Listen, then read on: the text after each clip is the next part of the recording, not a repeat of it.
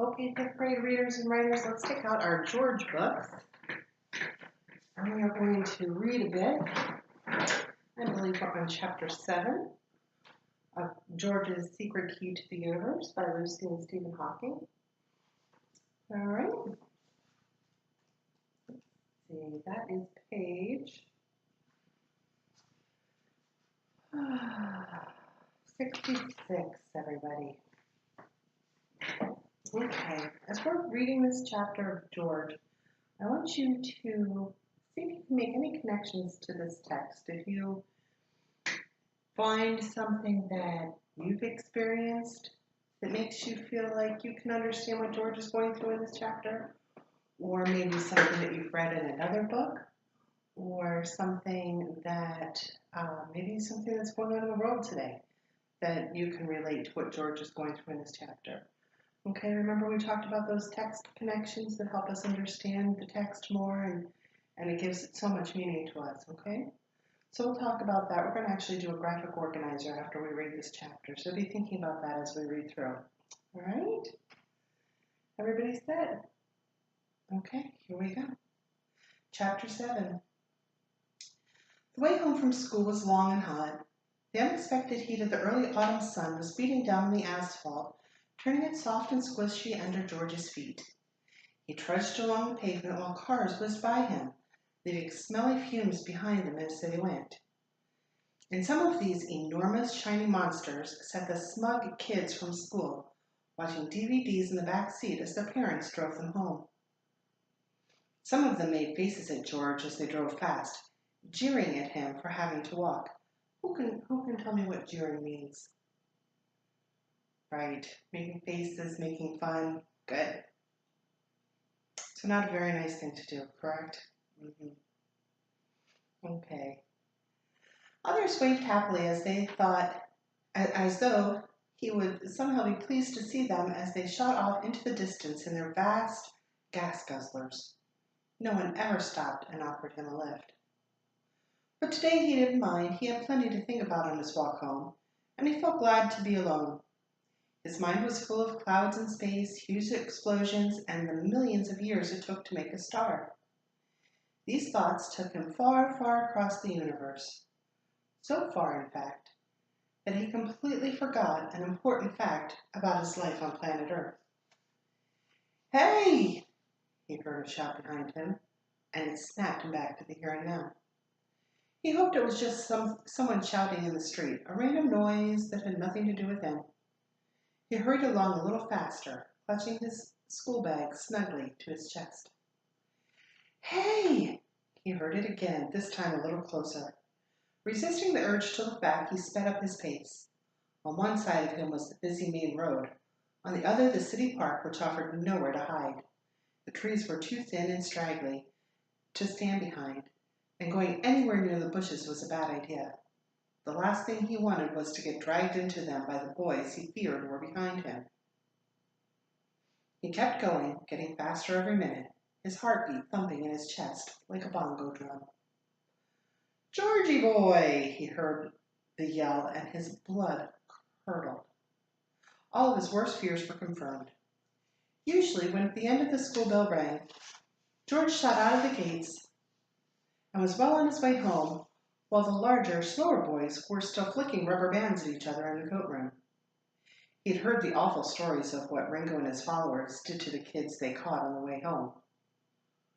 Eyebrows shaved off, hung upside down, covered in mud, left up a tree wearing only underwear, painted in indelible ink, or abandoned to take the blame for broken windows. All were whispered tales at school of Ringo's reign of terror. But on that sunny, drowsy autumn afternoon, George had made a terrible mistake. He was walking home too slowly, just when he'd given Ringo and his friends a reason to come looking for him. Angry with him for landing them with extra work in Greeper's class, they were now clearly on his tail and ready to take revenge. George looked around. Ahead of him, he saw a group of mothers pushing carriages towards an intersection, where a crossing guard stopped the traffic to let people across. Scurrying forward, he joined the moms and the babies, managing to insert himself into their midst, so that he was surrounded by strollers. Ambling across the road while the crossing guard held up her bright yellow sign, George tried to look as though he belonged to one of the mother and baby groups, but he knew he wasn't fooling anyone.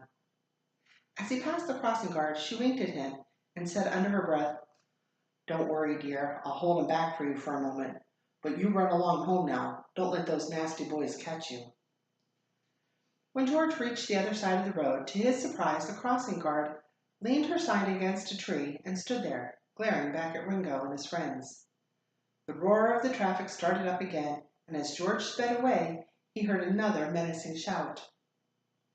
"Hey, we gotta get across. We need to get home and do our schoolwork.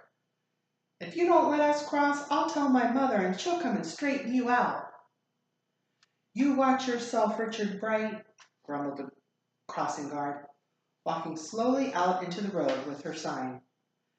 George turned off the main road, but the sound of heavy thudding feet behind him told him they knew which way he'd gone. He was hurrying down a long tree-lined alley that ran behind the gardens of some very big houses. For once, it was empty of adults who might have saved him. George tried a few of the doors in the fences, but they were all firmly locked. He looked around in a panic and had a flash of inspiration. Grabbing onto the lowest bough of an overhanging apple tree, he hoisted himself up high enough to gain a foothold in the top of the fence and leaped right over it. He landed in a large prickly bush, which scratched him, ripping his school uniform. As he lay groaning silently in the shrubbery, he heard Ringo and his friends pass by on the other side of the fence, making spine-chilling comments about what they'd do to George if they ever got their hands on him. George stayed still until he was sure they were gone. Wriggling free of his school sweater, which was hopelessly tangled in the spiky bush, he struggled out of the clinging branches. His pants pockets had emptied their contents onto the ground. He scrabbled around, trying to pick up all of his important things.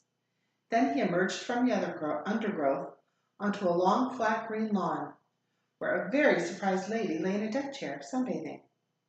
She lifted her dark glasses and looked at him. "Bonjour," she said in a very nice voice. She pointed toward the house. "Go that way. The gate is not so locked." "Oh, mercy," said George. Remember his only word of French. "And, sorry," he added as he rushed past her and ran along a passage by the side of her house. He went through the gate, came out onto the road, and set off for home, limping a little because he twisted his left foot. The streets were quiet and sleepy as he hobbled along, but the silence didn't last long. "There he is!" A great cry went up. "Georgie boy," he heard, "we're coming to get you." George gathered the last of his strength and tried to get his legs to move fast, but he felt as though he were wading through quicksand. He wasn't far from home. He could see it at the end of the road, but Ringo and his gang were gaining on him. He plowed bravely forward, reaching the corner just as he thought he might collapse on the pavement. "We're going to kill you," Ringo shouted from behind. Staggering, George tottered down his street. His breathing had gone all funny. The air was going in and out of his lungs in great swooshing gasps. All the scratches and bruises and bumps he had gotten running away from Ringo were hurting. His throat was parched, and he was exhausted. He couldn't have gone much farther, but he didn't need to. He was home. He'd reached the green front door without being turned into ground meat or something worse by Ringo and his terrible friends. And now everything was going to be all right. All he had to do was reach into his pocket and find his key to unlock the front door. But it wasn't there. He turned out his pockets and let all his treasures, a marble, a Spanish coin, a length of string, a model red sports car, and a ball of fluff, but no key. He must have dropped it in the bushes when he climbed over the fence. He rang the bell, hoping his mom might have come home early. Ting-a-ling-a-ling. He tried again, but there was no answer. Seeing him standing there, Ringo realized he'd won. He plastered a hideous smile on his face and started to saunter confidently toward George. Behind him, eager for trouble, came his three weasel-faced, hard-knuckled friends. George knew there was nowhere left to run. He closed his eyes and stood with his back to his front door, his stomach churning as he prepared to meet his fate. He tried to think of something that he might say to make Ringo back off, but he couldn't come up with anything clever, and there wasn't much point in telling Ringo he was going to get in trouble. Ringo knew that already, and it had never stopped him before. The footsteps stopped, and George opened one eye to see what was happening. Ringo and his friends had paused halfway down the path and were having some kind of conference about what to do with George. "No," Ringo said loudly. "That's ridiculous. Let's squeeze him against the wall until he begs us to let him go." But just as Ringo spoke, something happened. Something so peculiar that afterward, Ringo and his friends weren't sure if they dreamed it. The door of the house next to George's flew open, and out of it bounded what looked like a tiny astronaut. Everyone took a step back in astonishment as the small figure in a white spacesuit with a round glass helmet and an antenna attached to the back jumped into the middle of the road, striking a fierce karate-style pose. "Get back," said the spacesuit in a strange metallic voice, "or I will put the curse of alien life on you. You will turn green, and your brains will bubble and leak out of your ears and down your nose. Your bones will turn to rubber, and you will grow hundreds of warts all over your body. You will be only able to eat spinach and broccoli, and you will never, ever be able to watch television again because it will make your eyes fall out of your head. So there!" The astronaut did a few twirls and kicks that looked somehow familiar to George. Ringo and his friends had turned a ghostly color and were stumbling backward, their mouths hanging open. They were absolutely terrified. "Get into the house," said the spacesuit to George. George slipped into next door's house. He wasn't scared of the little astronaut. He had caught a gleam of bright blonde hair through the glass of the helmet. It looked like Annie had saved him. Oh my gracious. That was an intense chapter, huh? Okay, so now I want you to get out what I left on your desks. These are our graphic organizers for today. So we're going to go ahead and see if we can come up with one connection that we had. Can anybody tell me a connection that they felt, or between them and this chapter, or maybe a book they've also read that made them think of that when they were reading this chapter, or something going on in the world that's similar to this chapter? Anyone? Yeah, that's a good one. So sometimes I think all of us have felt like we've been bullied by somebody else, right? And George was definitely being bullied in this chapter. Being bullied. Right, so can you tell me, James, then give me one supporting detail here in the text that talked about George being bullied. Right, I was definitely being bullied when they yelled, "We're gonna kill you."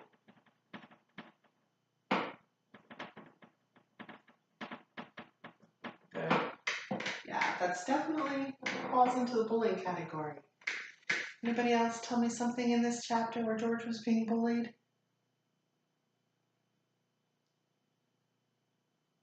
Right. Very good. When they were chasing him down the street.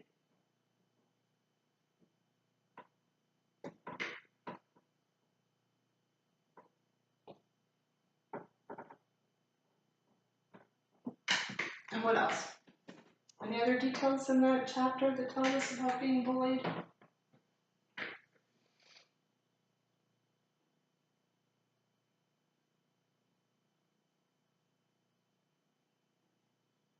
Yeah, that kind of was a little bit of bullying, right?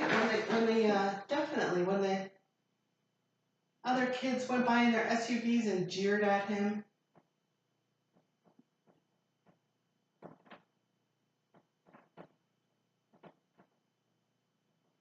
Right, when they made faces at him, that's definitely, they were bullying him. That was not a nice thing to do.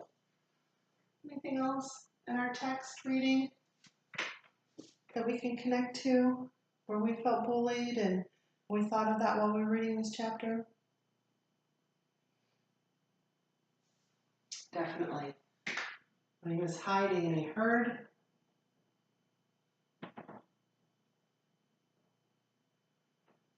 the boys running past,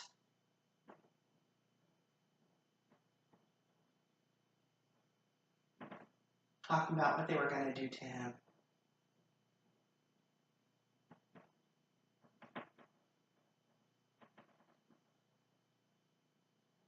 That's being bullied. Good. You see, when we've experienced being bullied ourselves and we've had that scared feeling, we can kind of empathize with George when we read this chapter, right? We know that what that feels like when somebody is bullying us and how George must have felt in this chapter, correct? Very good. Very good. Okay, well, why don't you, if you can come up with another something for your own graphic organizers, now that we've done one together, something else, or if you want to talk about being bullied, if you can relate to that, if you can empathize with that, and that's your connection, think of some other supporting details that you found in the chapter. There were plenty. There were plenty. Very good.